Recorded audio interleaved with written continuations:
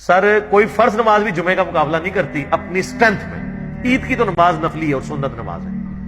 اسلام میں نمبر 1 نماز جو ہے نا وہ جمعے کی ہے. صحیح مسلم میں الفاظ ہیں جو جمعے کی نماز نہیں پڑھتا نا میرا دل کرتا ہے میں اس کے گھر کو آگ لگا دوں اگر مجھے بچوں اور عورتوں کا خیال نہ ہو.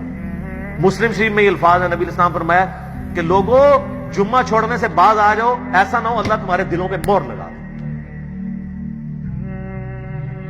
جمعے کی نماز سب سے زیادہ تاکیدی ہے. سر قرآن میں ایک ہی نماز ہے جس کو ایمفسائز کرنے کے لیے مسلسل کئی آیات ایک سورت کے اندر نازل ہوئی ہیں. سورت الجمعہ.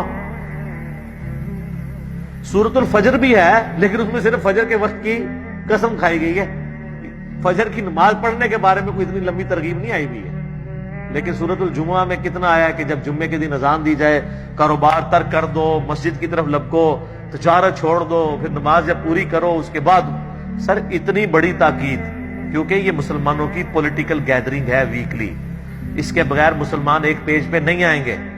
یہ نکاح, تنجے اور طلاق ان مسائل کے لیے جمعے کا دن نہیں ہے. جمعے کا دن پولیٹیکل گیدرنگ ہے مسلمانوں کو لائے عمل بتانے کے لیے. جس طرح جو بھی پریزنٹ ایشوز چل رہے ہوتے ہیں یہ جمعے میں یہ ڈسکس ہونے چاہیے.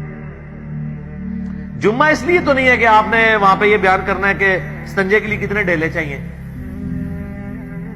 یہ تو آپ نے سیکھنا ہی سیکھنا ہے. جمعے کے لیے نہیں, جمعے والے دن تذکیر ہے, نصیحت ہے. مسلم شریف میں حدیث ہے نبی علیہ السلام جمعے والے دن قرآن سنایا کرتے تھے, اس سے نصیحت کیا کرتے تھے. مسلم شریف کی حدیث کے الفاظ ہیں کہ آپ علیہ السلام اس طرح تقریر کرتے آپ کی آنکھیں سرخ ہو جاتی اور آواز بلند ہو جاتی اور غصے میں اضافہ ہو جاتا جیسا کوئی فوج کا کمانڈر جو ہے نا وہ اپنی رعایا کو تیار کر رہا ہو. تو نبی علیہ السلام وہ کمانڈر ہو کے کس کے اگینسٹ تیار کر رہے ہوتے تھے. وہ آگے الفاظ ہیں مسلم شریف میں کہ لوگوں میں اور قیامت اس طرح ساتھ بھیجے گئے جیسے یہ 2 انگلیاں. آپ شہادت کی اور درمیان والی انگلی ساتھ ملا لیتے تھے. تو آپ اپنی رعایا کو تیار کرتے تھے قیامت کے دن کی پیشی سے. جیسے ایک فوجی جرنیل دشمن فوج سے لڑنے کے لیے تیار کرتا ہے تو آخرت کے دن اللہ کے حضور جو پیشی ہونی ہے اس کے لیے آپ تیاری کرواتے تھے. یہ جمعہ اس لیے ہوتا تھا